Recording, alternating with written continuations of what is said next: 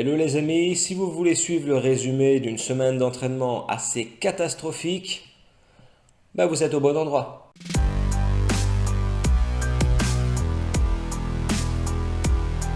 Septième semaine de préparation en vue de mon premier objectif 2019.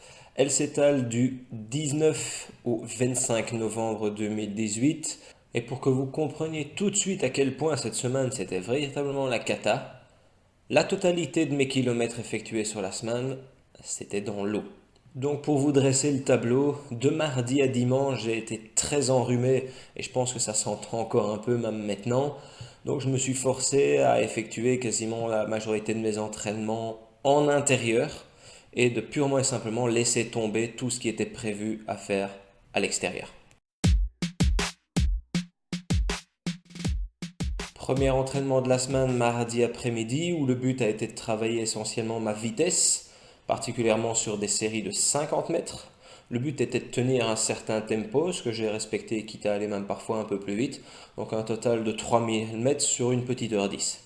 Deuxième entraînement jeudi matin avec une première partie très technique et amplitude, suivi de deux séries de 8 fois 100 mètres à garder un certain tempo assez modéré, je vais dire pour ne pas trop taper dans le cardio et plus aller rechercher de sensations techniques et d'amplitude, avoir un bon geste et essayer d'être le plus fluide possible. Donc j'ai eu un total de 2900 mètres sur cette séance, 1h15 quand même d'entraînement.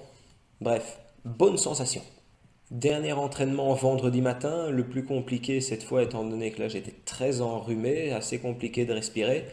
Malgré ça, j'ai quand même voulu le faire parce que les entraînements en natation sont les plus faciles au niveau cardio, donc je ne me surfatiguais pas trop. Ici au programme, j'avais 5 fois 600 mètres, les premiers techniques, et ensuite garder certains tempos sans trop monter dans les tours non plus. Un total de 3100 mètres en tout et 1h07 d'entraînement. Donc finalement, relativement bonne sensation malgré la fatigue qui commençait à être pesante. Premier entraînement mercredi matin sur Home Trainer. L'objectif était de travailler la technique dans la première partie et d'enchaîner sur des phases de vélocité ensuite. Bref, mauvaise sensation sur les phases de vélocité, vraiment très très peu d'énergie sur la fin. Bon, je suis quand même arrivé au bout, 50 minutes d'entraînement, voilà, c'était amplement suffisant. Deuxième entraînement jeudi, un petit peu après l'entraînement natation. À la base, j'étais censé faire 3 heures en endurance fondamentale à l'extérieur. Étant donné le froid et mon état, j'ai préféré réaliser l'entraînement sur home trainer et de faire un maximum. J'ai tenu 1 heure, vraiment très très compliqué, mais quand même voilà, content de l'avoir fait, même si c'était peut-être pas la meilleure idée. J'avais normalement un troisième entraînement de prévu le samedi, mais étant donné que j'ai passé mon après-midi à dormir, je crois que c'était pas une bonne idée de faire quoi que ce soit. En ce qui concerne la course à pied, ça va aller très vite parce que je n'ai absolument rien fait du tout. Donc en gros, la seule question qui a toujours été d'actualité pendant cette semaine, c'était est-ce que je réalise l'entraînement ou est-ce que je ne réalise pas? Étant donné que je suis malade, qu'est-ce que je fais? Je m'entraîne quand même au risque de me surfatiguer et de quand même faire quelque chose pour atteindre mes objectifs, ou alors je ne fais rien et je retarde mes objectifs. Bref, je pars du principe qu'il n'est pas impossible de s'entraîner quand on est malade, et ça va peut-être parler à beaucoup d'acharnés, ce que je vais dire, mais en fait, pour moi, on peut s'entraîner à allure très modérée quand on est malade, ça ne va pas empêcher la guérison.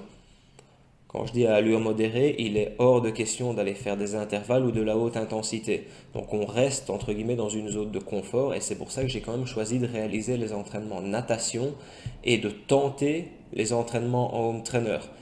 Là, je me suis vite rendu compte que ça n'était pas possible. Par contre, si vous avez de la fièvre, ne vous entraînez pas. Donc au niveau total de mon volume d'entraînement sur la semaine, j'en suis à un peu plus de 5 heures au niveau des entraînements triathlon, dont plus de 3 heures et demie en natation. Et si je rajoute les cours que j'ai gardés, je suis à un peu plus de 14 heures. Enfin, j'ai gardé mes cours, mais en déchargeant au niveau du renfort musculaire et en prenant beaucoup plus de pauses et en baissant terriblement l'intensité de mes entraînements cardio.